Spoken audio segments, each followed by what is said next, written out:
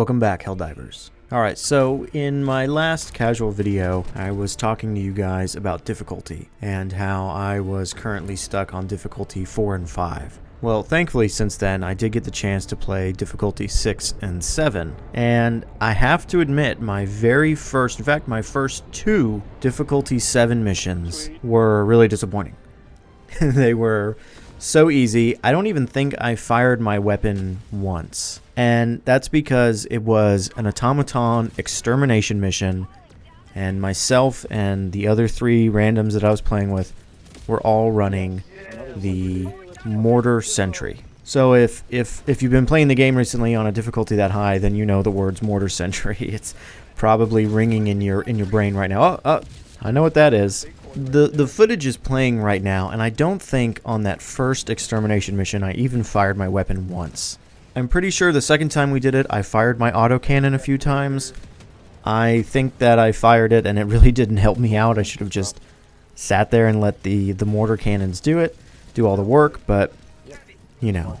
But that really brought up a question to me, which is using the Mortar Sentry cheesing the game? For those of you who don't know that term, cheese or cheesing is kind of considered an exploit, or getting around the game's intended mechanics by using something maybe not quite as it was intended to gain an advantage against the game itself.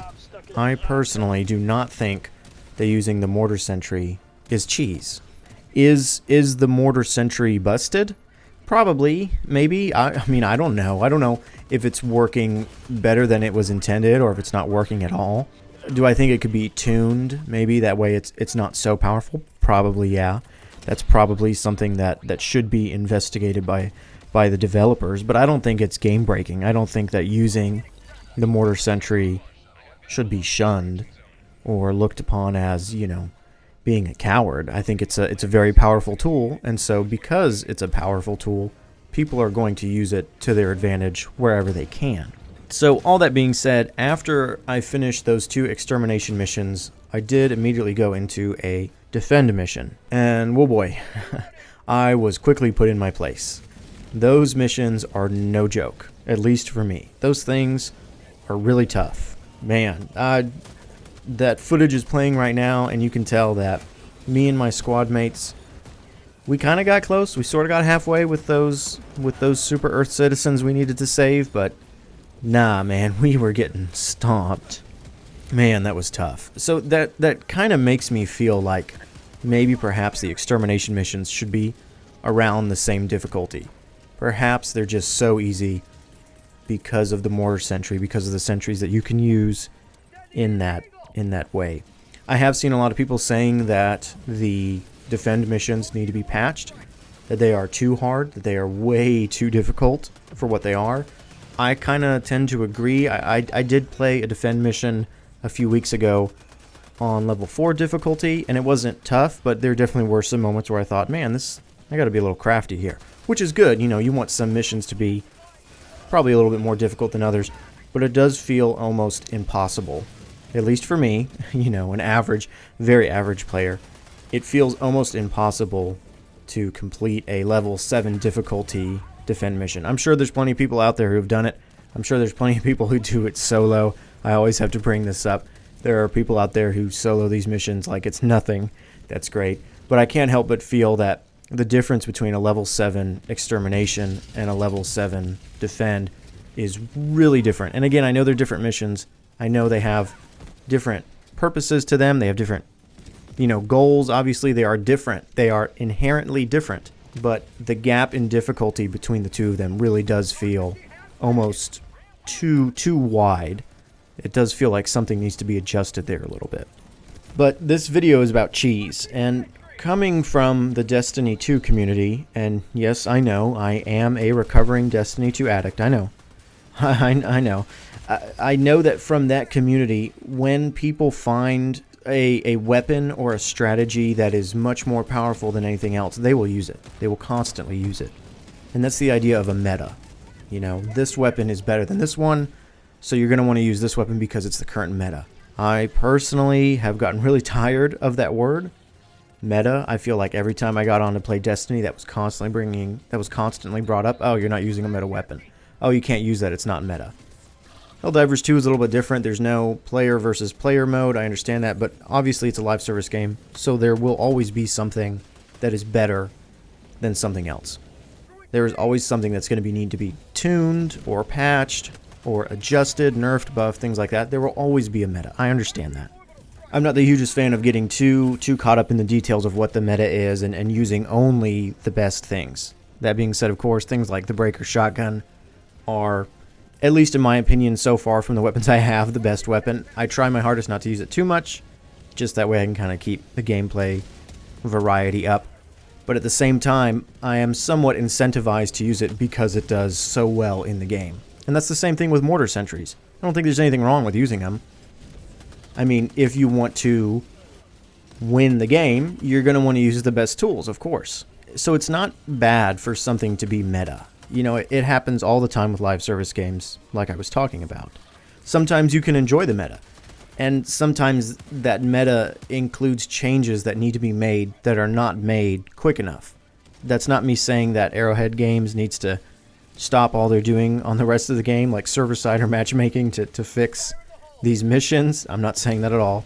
I will gladly take these quote-unquote issues over matchmaking and servers not working. But I think overall, the Mortar Sentry being so good, I don't see it as an issue. I definitely do see the extermination missions being a little too easy because of those items. And what happens there is, again, I really want to pinpoint this idea that it's not wrong to use the Mortar Sentries. I don't believe that it's incorrect to use something that is obviously much better at getting the work done than something else. I don't think it's cheese. But there does come an issue where if you want to play a level 7 difficulty or higher extermination mission and you decide, hey, I'm not going to use the Mortar Sentry, I'm not going to use any sentries.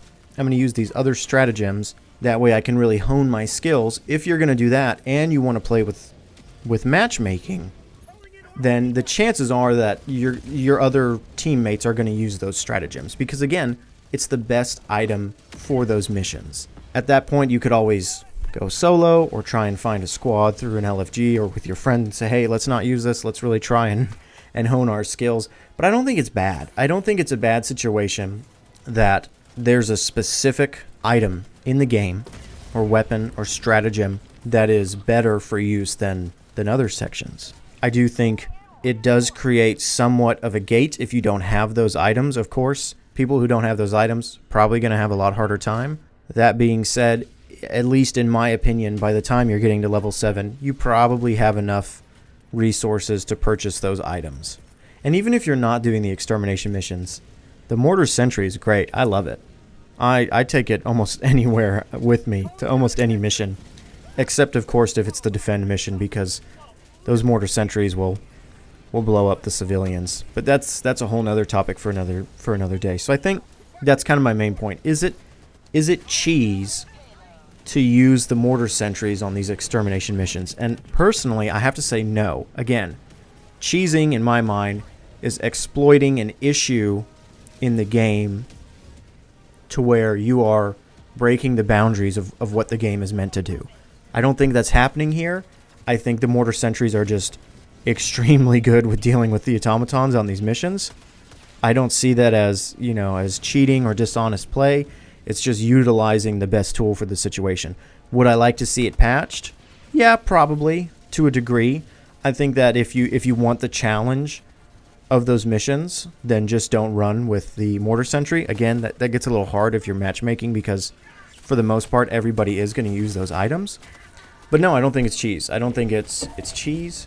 And if you're like me and you play those extermination missions and you're like, man, this is pretty easy. This is not level 7, level 8. This is not hard at all. What are you talking about? This is kind of lame. Then just go and play one of those defend missions, and you'll your mind will be changed very quickly, like mine was. All right, I think that's all for today. I just wanted to cover that cheese topic. More lore videos coming out soon. Weapon reviews. Probably going to take a step away from those. Really just focus on lore from now on. I am most likely going to switch to a weekly schedule. That means that I'm going to try every Tuesday to have a new lore video up, and then sometime Friday or on the weekends I'll have one of these Let's Chat videos. Let me know what you guys think about the Mortar Sentries and cheese and meta and exploiting the game, or cheating, if we want to call it that. Let me know what you guys think in the comments below. I love the discussion. I love seeing other people's opinions. My mind can always be swayed. You know, I may say one thing in the video and after reading a comment go, hey, you know what? I've actually changed my mind. I actually agree with this guy a little bit more. He makes some really valid points. I love that process. I love that conversation that we can have. So just let me know in the comments below. Thanks again for watching, and as always, go spread democracy. Watching air support! I need stim!